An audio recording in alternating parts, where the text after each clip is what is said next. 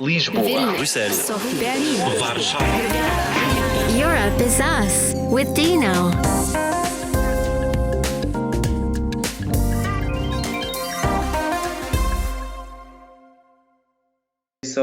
My name is Armin Poljak. I'm young European ambassador from Bosnia and Herzegovina, and I'm actually currently the coordinator for the national team of Bosnia and Herzegovina.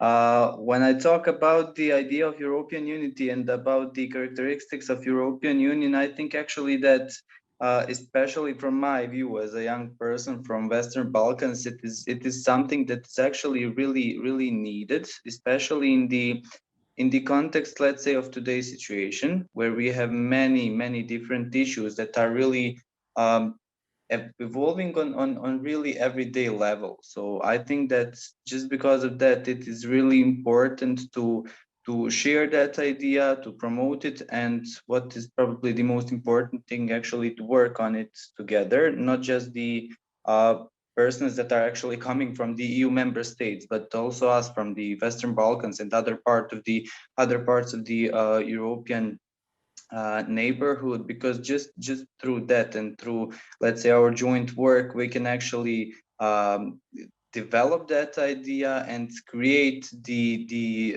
European identity that is actually really needed in this moment.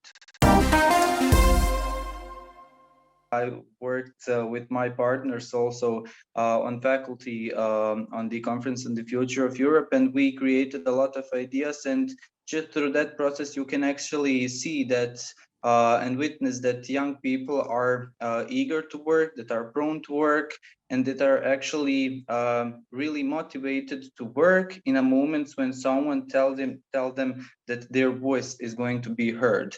And Conference on the Future of Europe is definitely a good example for that. And even though it is, let's say, finishing in few days, I think that it is really going to change the way how youth actually perceived the European Union. And of course, I hope that many of these ideas will actually be the really important part of the European Union policy in next years.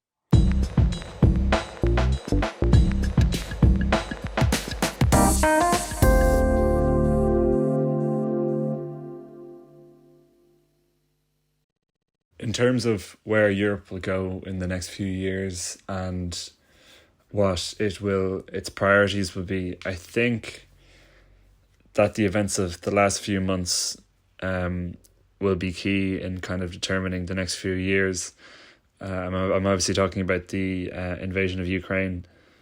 It's kind of given Europe a common enemy and a common, I suppose, external danger to bond around, which it has never had in its history, and that really changes the dynamic of the organization, I think, and has given it a lot of strength because it's bound together, and it's shown that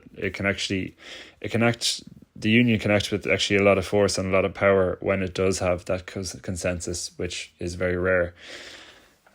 So I think ideas like strategic autonomy, programs like PESCO, I think those will be a key focus, and I think there will be likely a heightened demand for some form of common defence capability potentially, or maybe mutual defence agreements or something of the like. Well, I think actually it is, because it is actually the good evidence of the evolving of democracy in European Union on everyday level. Because just with the, let's say, involving people on that way, we can try to find even some stronger evidences of legitimacy of work of the European Union and the democracy in the European Union. And through that way, the voice of the people can actually be heard. And in democracy, that is like 100% the most important thing that should happen. And not just that, but I mean, Conference on the Future of Europe was a really good example. Just through that way, we can actually get the ideas for different, let's say, policies and laws that should be created and that are really actually really important, but not just important, but let's say even creative, because on the creative way, which can be discussed and created by different people from different parts of the European Union, it can actually evolve the complete system of the European Union. So definitely, I think that is it the future? We don't know. When we will not know, probably in some period. But I think that actually it should be, because I personally I cannot find any, let's say, disadvantages of that idea. Lisboa, Vilnius, Sofia, Berlin, Warszawa, Ljubljana,